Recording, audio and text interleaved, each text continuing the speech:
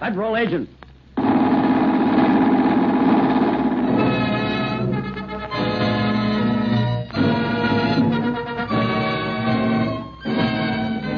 Federal agent, backbone of today's crusade against crime. Scotland Yard, French Sûreté, American Bureau of Investigation, Royal Canadian Mounted Police. These men are joined in a modern crusade against crime.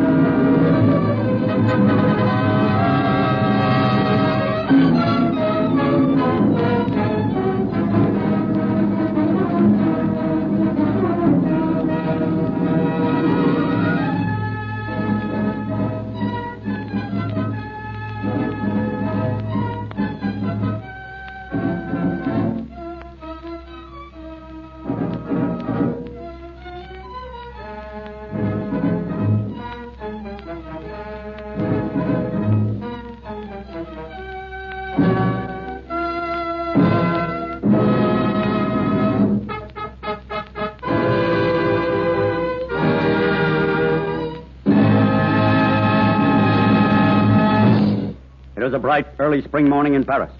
The many galleries of the Louvre are being opened against the arrival of the usual daily visitors. Suddenly, a cry arises from the building which houses the world-famous galleries of paintings.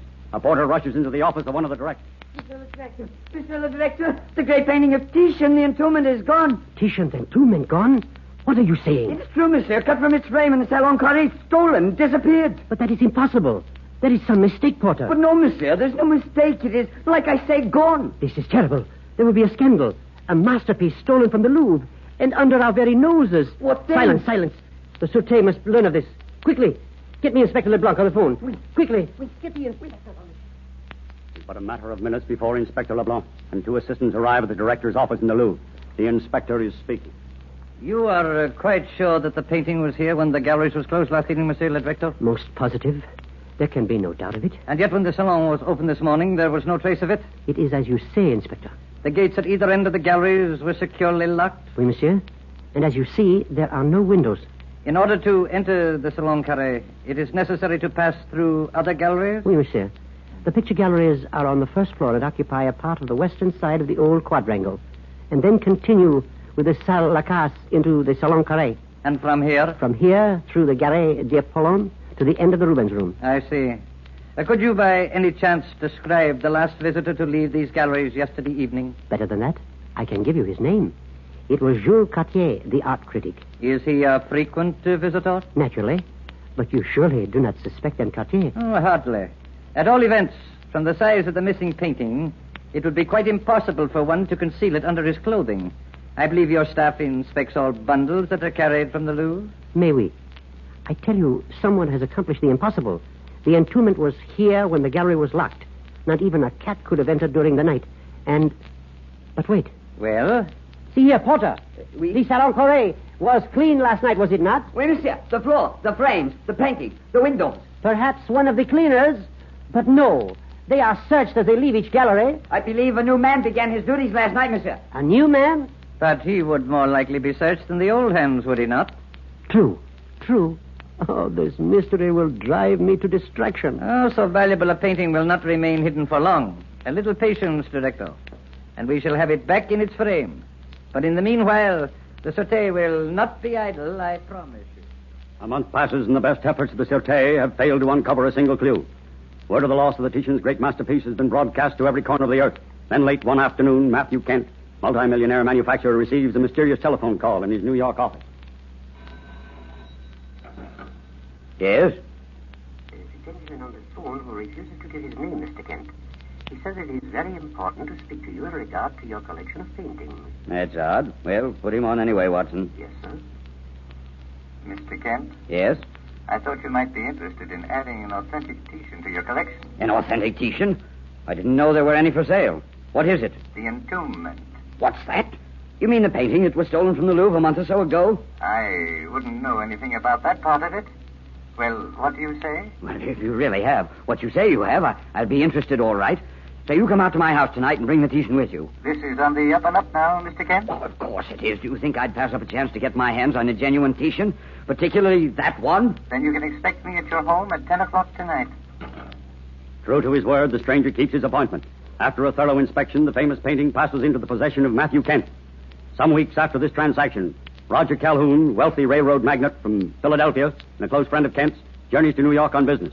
Following a long-established custom, Calhoun dines at Kent's palatial home on the Hudson the evening after his arrival. Is invited by his friend to inspect a new treasure recently added to his collection. Wait until you see this, Roger. All my life I've wanted the opportunity to own just such a masterpiece as the one you're about to see. Yeah, looks to me as if you've done pretty well if you've never added another thing. There isn't a better private collection of paintings in the United States. Not even barring my own. Well, what you're looking at now is nothing. Wait, just wait. Here, I'll have to move the screen. There's a door just behind it. Yeah. Great Scott. Why all this scenery? Do you have this new masterpiece of yours in a room by itself? Oh, that's the only trouble, Roger. I can't show this treasure of mine to anyone but intimate friends like yourself. When you see it, you'll know why. Well, it certainly should be good with all this business. Well, this is a cozy little spot you fixed up for it. And I take it that's the painting there behind those black drapes? Right. Now set yourself for an eyeful while I do the honors of unveiling it. Titian's Entombment. Yes, Titian's Entombment. Look at the depth and the intensity of expression, the grandeur of line. Tell me where you can match the superbness of its massing. Well, unfortunately, the color's darkened and faded, but you'll have to admit it's impressive nevertheless. Matthew, you've been swindled. Swindled? What are you talking about? You know as well as I do that this painting was stolen from the Louvre. I paid $200,000 for it. I still say you've been swindled. And what's worse, I've been swindled too. And for the same amount. Will you quit talking in circles and come to the point? What reason do you offer for those crazy comments? Because I bought Titian's Entombment myself a few weeks before I left Philadelphia. What? Unless I'm badly mistaken, we've both spent $200,000 for a couple of rank imitations. The findings of an expert verified Calhoun's opinion. Kent decides to get back as much of his money as he can by placing the canvas on sale. However, the art dealer's $12 a week clerk sees an opportunity to pocket a substantial reward by communicating with the Louvre authority. So once again, Inspector LeBlanc is called to the director's office. Come in. Inspector. I have most fortunate news. Regarding the Titian, Monsieur le Directeur? Mais oui. I have a letter posted from America stating that the lost entombment is in the hands of a New York art dealer. The painting in America? Surely this letter is the work of a crank. I have reason to believe that it has never left France. Yes, perhaps. Nevertheless, it is only wise to search out every clue. However, if your information is correct, the Sûreté has no jurisdiction. The matter must be referred to the American Federal Bureau of Investigation. You think they will act? I am certain of it. If you will permit me to telephone, I'll send a cable immediately. Upon receipt of the cablegram, the Federal Bureau of Investigation acts promptly.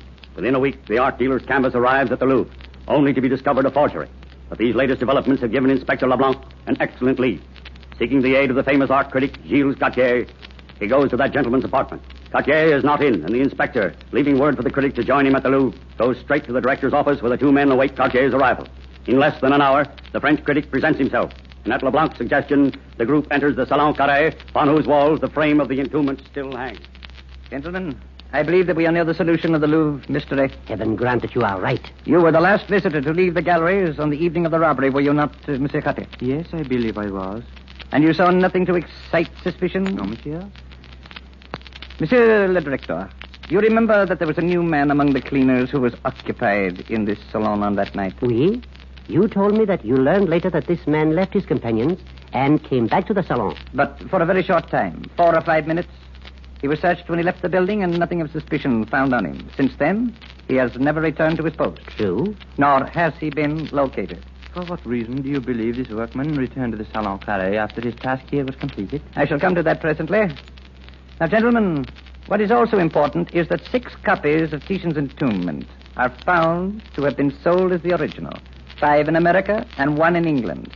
Each commanded a purchase price of $200,000. Yet the real Titian was not among them. I am afraid I do not follow you, Inspector.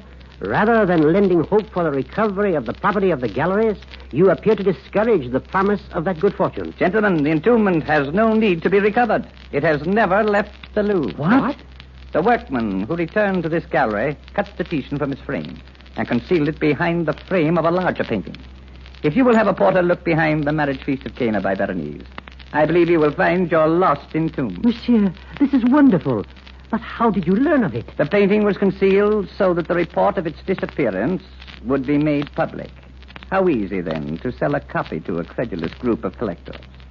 But the deciding clue was the fingerprint of a man I have suspected for some time. The fingerprints were found on the painting that was sent you from America. But how could someone in America... Wait, please. This man was famous for his copies of the old masters. And so when I found fingerprints on the canvas, where it had been protected by the frame, I compared them with prints I found in his apartment here in Paris. But his name, who is this man? He is the man who found he could not live on the salary of an art critic, who knows enough of makeup to pass himself off as a workman in a building where he was well known, and who is even now considering a dash for freedom. You mean? I mean Monsieur Jules Cartier.